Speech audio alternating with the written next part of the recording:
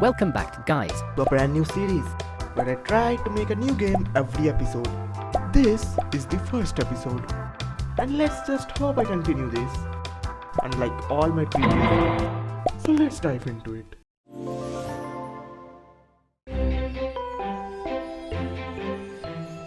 This whole idea started because, well, I was bored.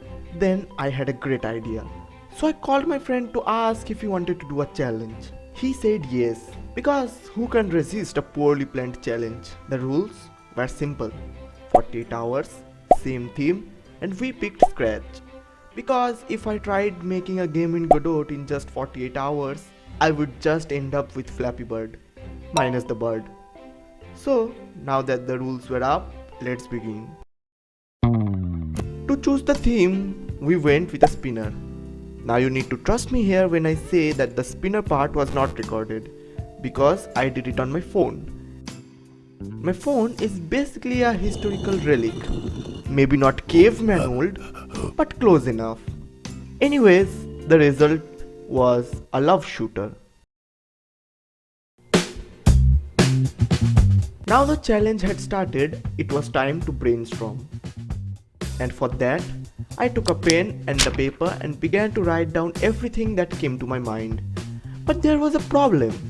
You see, when you think of the word love, shooting is generally not the first thing that comes to your mind.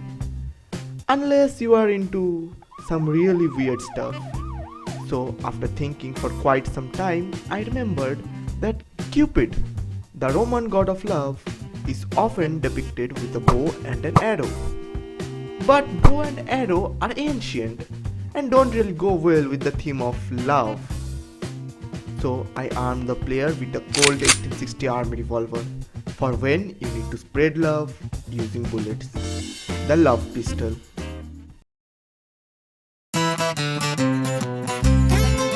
People say gameplay is the most important part of any game, so I naturally spent my first 7 hours on the art. Like animals, people, guns, and all such lovely things. And it was about time I started working on the actual gameplay mechanics. There is this huge sky institute among the clouds, hidden away from the eyes of the ground dwellers. The player is one of the workers who work here 7 days a week. There are no weekends in the clouds.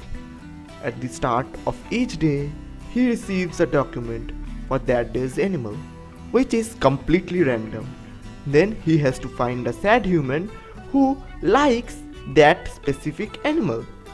After the match is made using the love pistol, the player has to make sure that the pet is not taken by someone else. And this cycle repeats for all 7 days, with the difficulty rising as the days go by.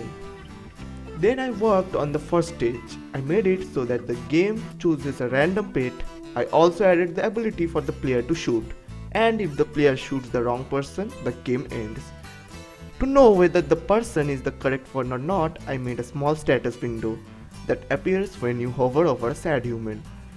Everything was going great until the world decided to overpopulate itself. I fixed the overpopulation. I also fixed some other minor bugs, like that one time no suitable humans would spawn at all.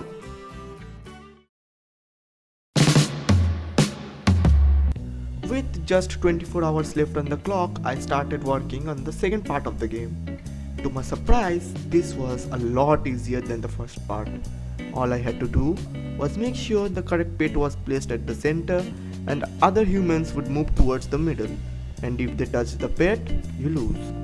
All the player had to do was click the humans, which would make them forget that they even wanted the pet in the first place. Now with the main loop out of the way, I started working on bug fixes, like enemies making you lose off screen, receiving more than one document at the start of the day, and many more small ones. Satisfied with my progress, I got up to do some other work, thinking I would return later for some last minute polish.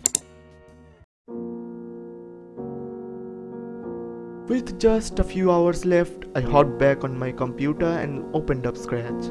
But guess what? Not a single thing was saved after the first day. All the work I did was in vain. With just 2 hours left, I had to redo everything. Don't be afraid to start over again. This time, you are not starting from scratch. You are starting from experience. Get it? Scratch, scratch. Never mind. But no amount of experience was going to give me my time back. So I had to kiss all my last minute ideas goodbye and just redo what I could.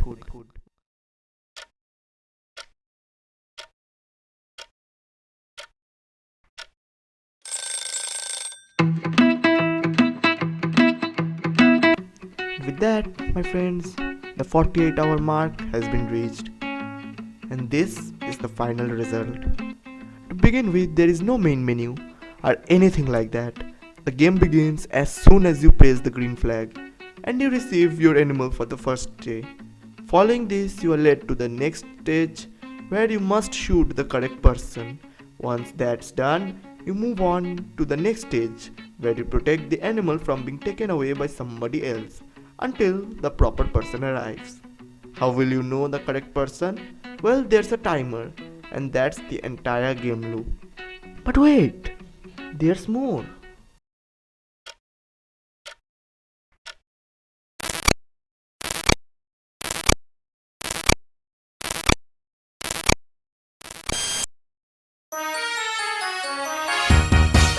Now that the challenge is officially over, I can freely work on the game and do whatever I want. Here's where the fun begins. The first thing I tackled was fixing several bugs in the game, but after fixing most of them I realized I should have added new features first and then fixed the bugs later. I wasted a lot of time, but nothing can be done now. Next, I spruced up the designs, changed the box, reimagined the humans, slapped on a main menu and added a story mode trigger. Then came the UI and the background. I made a fail screen, a day complete screen, and added some sound effects. With a few tweaks here and there, here is the final product.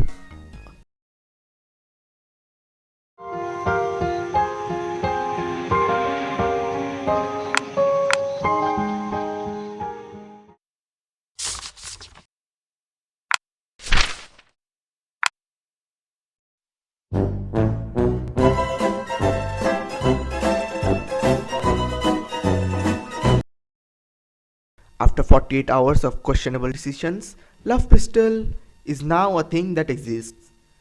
Did it turn out exactly how I planned? Absolutely not. But at least it didn't turn out to be a birdless Flappy Bird. Stay tuned and I will see you in the next one. And remember to show love to your pets unless you want to get struck by some love god armed with a cold 1860 army revolver.